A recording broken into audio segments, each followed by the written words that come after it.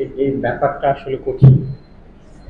হ্যাঁ, তো আমি এটাকে একটু সহজ করার চেষ্টা করতেছি। Though I am not the right person to talk on it. ফিজিওলজির ব্যাপার আমরা যদি একটু দেখি, একটা সেলে একটা বাউন্ডারি আছে, that is cell membrane. Cell মেমব্রেনের ভেতরে কিছু রিসেপ্টর আছে এবং সেলের ভেতরটায় কি আছে? সাইটোপ্লাজম আছে, নিউক্লিয়াস আছে। সাইটোপ্লাজম হচ্ছে জেলি লাইক সাবস্টেন্সেস, সেখানে সাসপেন্ডেড কিছু অর্গানেলিজ আছে, যেমন রাইবোজোম আছে, মাইটোকন্ড্রিয়া আছে, গলজি অ্যাপারাটাস আছে, লাইসোজোমস, এগুলো আছে। আর আছে নিউক্লিয়াস। এখন এক একটা এক এক কাজ করে। এই সিগন্যালটা কে দিবে? এই সিগন্যালটা একটা সেল আরেকটা সেলকে দিতে পারে, অথবা কিছু ট্রান্সমিটার, নিউরো ট্রান্সমিটার হতে পারে, কিছু হরমোন হতে পারে, যারা এই সেলগুলোকে কাজ করতে সাহায্য করে। যেমন অটোক্রাইনের কথা যদি বলি, তাহলে আমরা দেখি, আমরা অনেকেই হয়তো ইউকেতে গেছি, আপনি দেখবেন বাকিংহাম প্যালেসের সামনে কতগুলো গার্ড আছে, তারা একদম স্ট্যান্ড স্টিল, নড়ে চড়ে না। ওরা কখন কি করে তাই বোঝা যায় না। তো তখন যখন ওদের পা ঝিমঝিম করে বা কিছু করে, নিজেই নিজেকে কমান্ড দেয়, দিয়ে হাঁটা শুরু করে। এরা হচ্ছে অটোক্রাইন। ঠিক এই সেলগুলো কখনো কখনো নিজেই নিজেকে কমান্ড দিয়ে তারা কাজ করে। আবার দেখা যাচ্ছে কতগুলো আছে, যেমন প্যারাক্রাইন, জ্যাকসাক্রাইন, এরা কি করে? পাশের জনকে একটু ঠেলা দিল বা তাকে একটু স্টিমুলেট করলো, সে কিছু কাজ করলো। আবার কিছু কিছু জিনিস আছে বহিরাগত দ্বারা হলো, যেমন কিছু নিউরো ট্রান্সমিটার আসলো কোনো ইনফ্লুয়েন্সের জন্য, অথবা কিছু হরমোন আসলো, তারা, যেমন একটা হরমোন আসলো, সে অনেকগুলো বিটা সেলকে স্টিমুলেট করে দিল, দিয়ে কিছু হরমোন সিক্রেশন হলো। এই যে প্রসেসগুলো, এই প্রসেসগুলোই হচ্ছে আজকের প্রতিপাদ্য বিষয়, যে একটা সেল কি করে আরেকটা সেলকে কাজ করতে সাহায্য করে, সিগন্যাল দেয়। এই সিগন্যালিংগুলো ফিজিওলজিতে খুব ইম্পর্টেন্ট। আমাদের এই যে বডি সমস্ত কিছু যজ্ঞ পরিচালনা হচ্ছে এই সিগন্যালিংয়ের মাধ্যমে।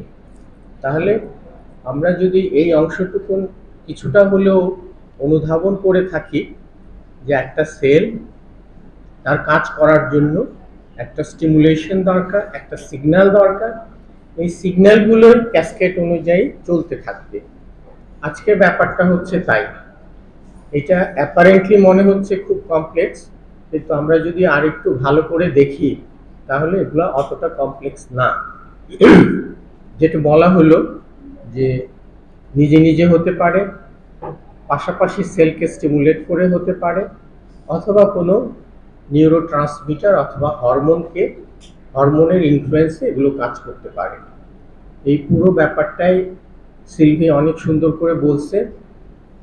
এটাকে আমরা যদি কিছুটা হলেও বুঝি, তাহলে আমরা বলবো যে আজকের এই উপস্থাপনাটা সার্থক হয়েছে।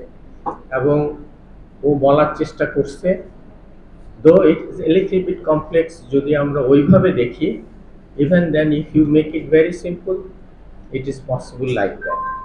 তো এটাই হচ্ছে আজকের মূল কথা। তো আমরা দেখি আরো অনেকেই এখানে আছেন যারা হয়তো ভালো এটার উপরে আরো কিছু কিছু জিনিস দিতে পারবেন, দেখি আমরা। First, I'd like to thank Physiology Department and especially Dr. Farzana for presenting a difficult topic. Farhan, sorry. Thank you, sir. From that,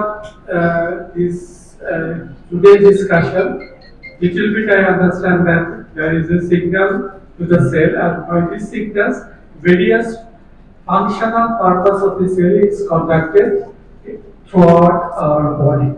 If there is any changes in the signal or dysregulation of the signal, There may be cancerous change, difficult immune response, and various disease process can be developed.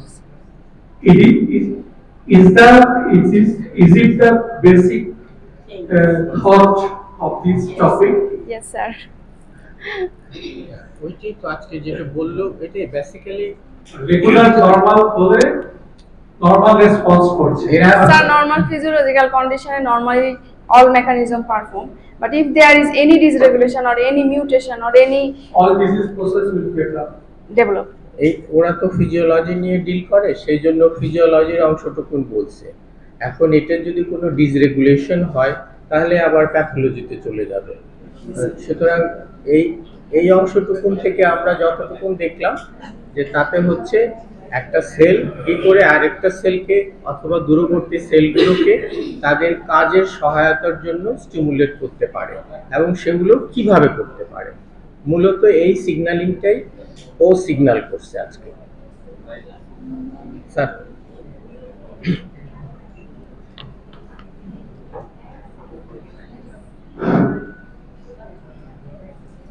ধন্যবাদ, অনেক সুন্দর presentation ছিল, স্লাইডগুলি অনেক সুন্দর, Sir, thank you, sir. Very nice presentation এবং ডিপার্টমেন্টকে ধন্যবাদ জানাই, একটা সুন্দর টপিক তৈরি করে কঠিন জিনিস।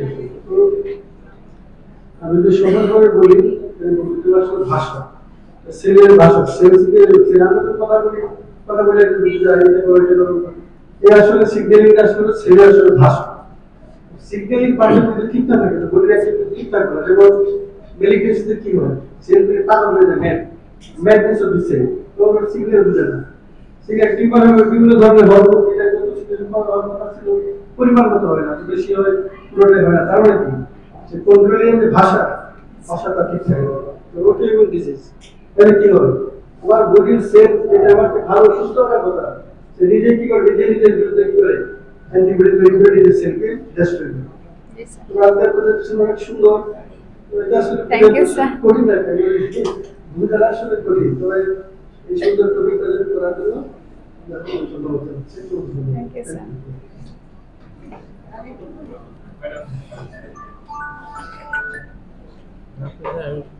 আসলে ফিজিওলজি তো বেসিক একটু মনে হয় মজা লাগে না, কিন্তু আসলে খুব সুন্দর। যেমন ওই যে ও রিসিপ্টর গুলি বললো, তো আমাদের বিভিন্ন ওষুধ আছে, আমাদের ইউট্রাসে বিটা রিসিপ্টর আছে। Yes, sir. তো আমরা যখন ফার্স্ট বার পরীক্ষা দিই, যারা দিবে তাদের কিন্তু এমসিকিউ কোশ্চেনে বিটা রিসিপ্টরের লোকেশন দিয়ে দেওয়া হয়। আমরা হাসতাম, এই ইউট্রাসেও বিটা রিসিপ্টর আছে। কিন্তু এখন যখন আমরা ইউট্রাসকে সিলেক্ট করার প্রয়োজন হয়, তখন আমরা সালবুটামল লাইক ওষুধগুলি ইউজ করি, রিটোপার। কিন্তু ওরা হলো বিটা রিসিপ্টর অ্যাগনিস্ট। কিন্তু যেগুলি আমরা ধরেন সালবুটামল অ্যাজমা ওষুধটা ইউজ করি, কিন্তু আমাদের কিন্তু ইউট্রাস কিন্তু সিলেক্ট হয়। এই যে রিসিপ্টরের ডিস্ট্রিবিউশন খুবই ইম্পর্টেন্ট, বিশেষ করে যারা যেই জায়গায় যে রিসিপ্টর আছে এবং এই ফার্স্ট পার্ট যারা পরীক্ষা দিবে তারা এই রিসিপ্টরের ডিস্ট্রিবিউশন কিন্তু শিখবে। খুবই পরবর্তী লাইফে ড্রাগ ইউজের ক্ষেত্রে অনেক ইম্পর্টেন্ট। Thank you. জি madam, thank you madam.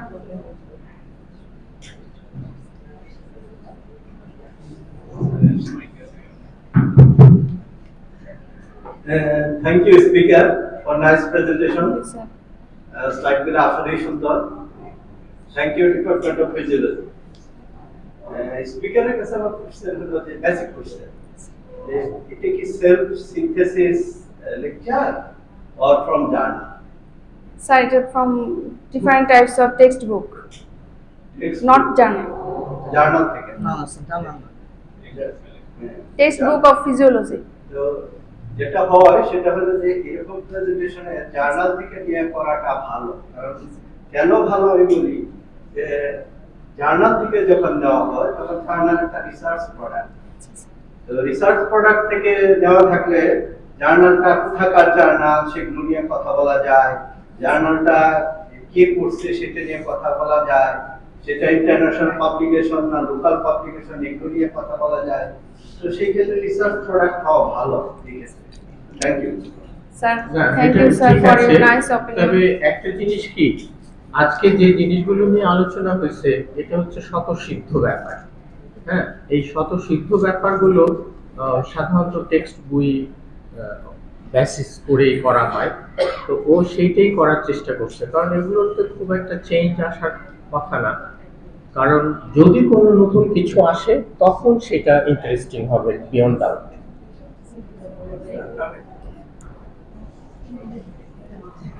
Thank you, speaker.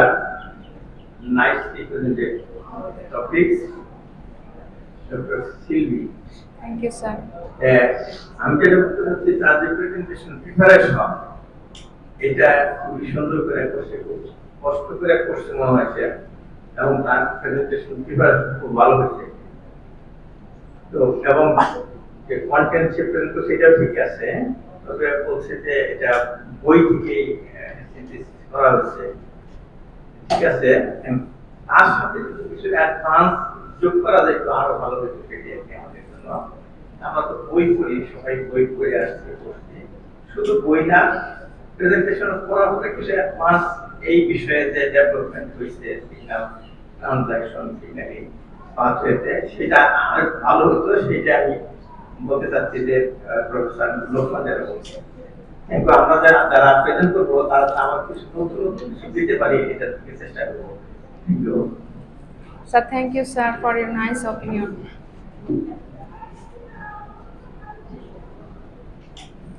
Thank you, Professor Anna, for your nice, delivery discussion. আমি অ্যানেস্থেশিয়ার মানুষ, আমার মনে হয় বেসিক বলে, বেসিক সবার জন্য প্রযোজ্য। লাস্ট স্লাইডটা একটু কাইন্ডলি শো করো, সর্বশেষটা। Yes, sir. এখানে দেখেন নিউরো ট্রান্সমিটার, আমরা আসলে কাজ নিয়ে কাজ করি, তো এটা না আসলে প্রিসিনাপটিক আর পোস্টসিনাপটিক মেনলি। তো এখানে ও যে জিনিসটা দেখানোর চেষ্টা করছে, প্রিসিনাপটিক্স বা মোটর এমপ্লেট, মোটর এমপ্লেটে আমরা দেখতে পাচ্ছি Sir, এটা না figure synaptic, sir, synaptic transfer.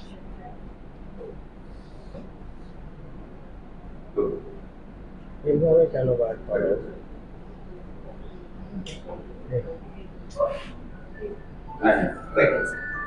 দেখেন মোটর এমপ্লেট একটু হাতের পায়ের মতো হয়ে গেছে।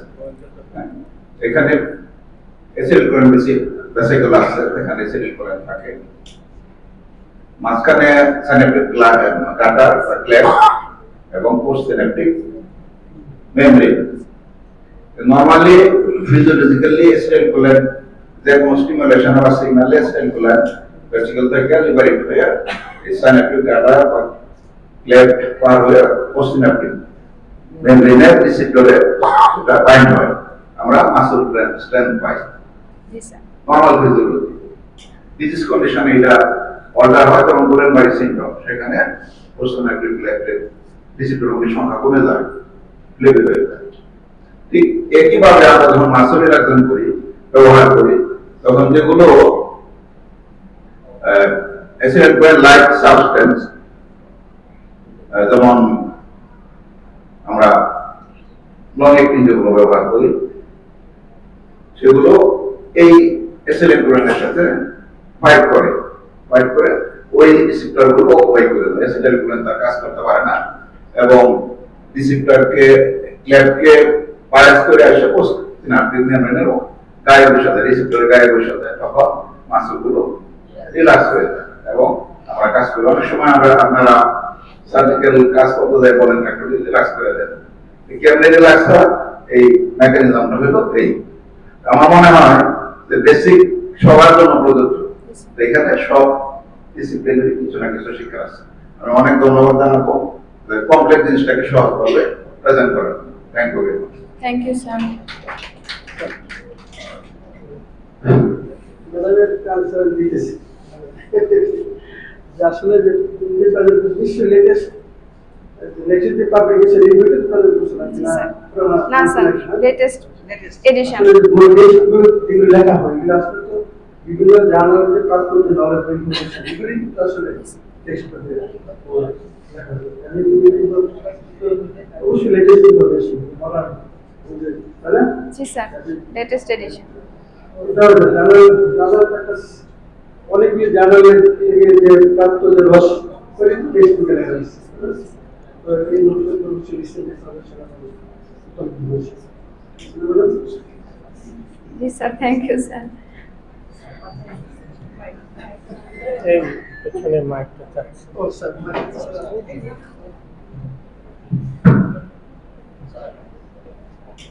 Thank you, Department of Physiology and Speaker Dr. Farhan Alvi. Obviously, this is a nice topic because basic এই যে ফিজিওলজিক্যাল মেকানিজম, এখানে যে কোনো অল্টারেশনে সেটা কি হবে pathogenesis, then develop disease. And এই বেসিক জিনিসগুলো যদি আমাদের জানা থাকে তাহলে যেমন ডিজিজটা বুঝতে সুবিধা হবে, সেরকম মেডিকেশন করতে সুবিধা, যে কোন ড্রাগটা আমাকে সিলেক্ট করতে হবে। হ্যাঁ, সেটাই। এই যে ফিজিওলজিক্যাল মেকানিজমটাকে অল্টারেশন এনিথিং করতে পারে, তার মধ্যে মাইক্রোঅর্গানিজম একটা অনেক বড় রোল প্লে করে, যেগুলো এই পয়েন্টগুলোকে তারা ডিস্টার্ব করা অর্ডার করে। এটা একটা। আরেকটা হলো যে আমাদের এই যে একটা সিগন্যালিং মেকানিজম, একটা সেল আরেকটাকে দিচ্ছে, সাব যেটা বললো যে এটা ডিফারেন্ট ওয়েতে দিচ্ছে। একটা হলো তোমার ডিরেক্টলি যেটা কিছু সেল একটা পাশে পাঠায়, এটা অটোক্রাইন হতে প্যারাক্রাইন হতে পারে। তো এগুলোই এই যে বিভিন্ন সাইটোকাইন, হরমোন এবং নিউরোট্রান্সমিটার, এগুলোর মাধ্যমে আমাদের আসলে এই মেকানিজমগুলো হচ্ছে। সেজন্য আমি মনে করি এটা খুবই একটা বেসিক একটা জিনিস। এটা যদি আমাদের সবার একটু হলে জানা হয় তাহলে আমাদের অনেক হেল্প হবে। Thank you. Thank you madam. আজকে যেহেতু ফিজিওলজি নিয়ে কথা হচ্ছে, এই যে আমাদের এজিং প্রসেসগুলো, আমরা আস্তে আস্তে আস্তে আস্তে এজেড হয়ে যাচ্ছি, এইটাও কিন্তু সেই সেল। আমরা যদি ডিএনএ সিকোয়েন্সিং দেখি, একটা ক্রোমোজোমালের লাস্ট এন্ডে যে ডিএনএ সিকোয়েন্সিং গুলো থাকে, টোলেমার বলে, সেগুলো কি হয়, because of the repeated cell ডিভিশনের জন্য এটা লেন্থ কমতে থাকে। লেন্থ কমতে কমতে সেলটা শেষ হয়ে যায়, এবং এই যে লেন্দিং প্রসেসটা কমে যাচ্ছে, এই জিনিসটাকে আমরা ইচ্ছা করলে পরে একটু প্রলম্বিত করতে পারি, কিন্তু এইটাকে হল্ট করা যাবে না। Aging process is such that you cannot halt it, but you can, for the time being, delay the process. সেটা কিভাবে? অনায়াসে আমরা যদি আমাদের হ্যাবিটগুলোকে চেঞ্জ করি, লাইফস্টাইলকে একটু চেঞ্জ করি, তাহলে আমরা এই ফিজিওলজিক্যাল প্রসেসগুলোকে অনেক দিন করে বাঁচায় রাখতে পারি। আমরা যদি সময় মতো ঘুমাই, ঠিকঠাক মতো খাওয়া দাওয়া করি, আনইউজুয়াল স্ট্রেস স্ট্রেন না নিই, তাহলে অবভিয়াসলি এগুলো অনেক দিন পর্যন্ত আমাদেরকে, এই প্রসেসগুলোই আমাদেরকে অনেক দিন বাঁচায় রাখবে, ভালোভাবে রাখার চেষ্টা করবে। আমার মনে হয় মামুন কিছু বলতে চাইছিলাম কি?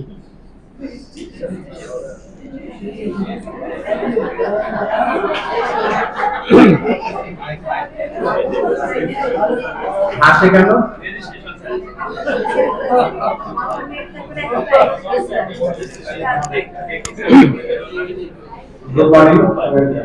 সুন্দর একটা প্রেজেন্টেশনের জন্য আমার দুটা কোয়ারি আছে আমার রিসোর্স পারসনের কাছে, যে আসলে এজিং প্রসেস যেটা বললেন, এই জিনিসটা কি পেনিতে কিছু কি মানে সদনপ্রীতি হয় কিনা, বা এটা কি হোল্ড করা যায় কিভাবে, এটা একটু ডিটেইলস যদি বলতে পারতেন তাহলে আমাদের জন্য উপকৃত হতো। যে জন্য দাঁড়াইছে ওইটা বলো।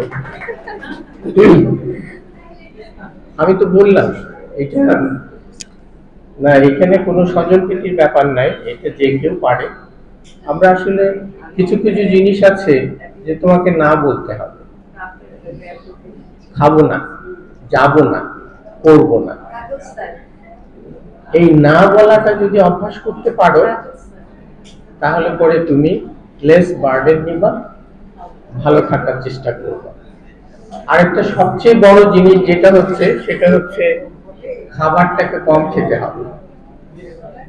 জাপানিজরা দেখো ওরা অলমোস্ট খায়ই না, এত কম খায়, এই সুমোগো কিস্ত্রি ছাড়া আর কেউ খায় না জাপানে, মানে এত কম খেয়ে তারা অভ্যস্ত।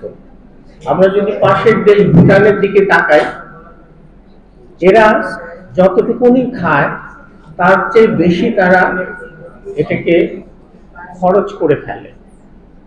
তার কারণ কি, এদের প্রত্যেকটা বাড়ি হচ্ছে টিলার উপরে, পাহাড়ের উপরে, এবং এত কষ্ট করে তারা সেগুলো হেঁটে হেঁটে উঠে নামে যে যা খায় সব বার্ন করে ফেলে। সুতরাং আমরা যদি এইটা হিসাব করে চলি তাহলে পরে আমরা ভালো থাকতে পারবো।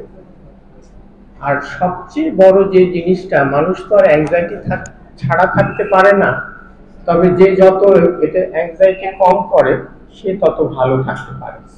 তার কারণ হচ্ছে যারা যত বড় দায়িত্বে থাকে তাদের অ্যাংজাইটি তত বেশি থাকে। যেমন একজন রাষ্ট্রপ্রধানের দায়িত্ব অনেক বেশি, তার অনেক অ্যাংজাইটি থাকে, অনেক কিছু থাকে, কিন্তু সে যদি এটাকে ডিস্ট্রিবিউট করে দেয় তাহলে পরে কিন্তু সে ভালো থাকে। সেই জন্যই আমি সবকিছু তা না, আমরা, আমাদের, তাহলে কি করে যাবে। সবচেয়ে বড় বেসিক জিনিস হচ্ছে আমাকে ছাড়া চলবে না, ইউজলেস কথা।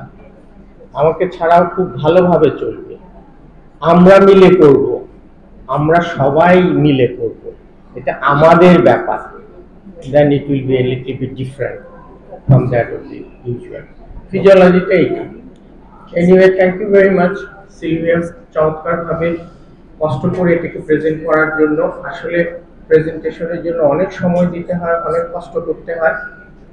আমাদের নেক্সট সেমিনারটা হবে অটোল্যারিঙ্গোলজি, ডিপার্টমেন্ট অফ অটোল্যারিঙ্গোলজি।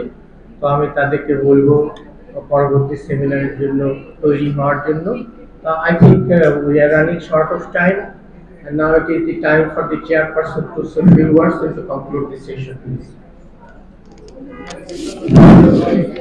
আমরা জাস্ট বেসিক্যালি ফিজিওলজি যে জিনিসটা সেটাই আমরা বোঝানোর চেষ্টা করছি, কারণ আমাদের পক্ষে প্যাথোলজি এবং ডিজিজ রিলেটেড এটা তো আমরা পারবো না।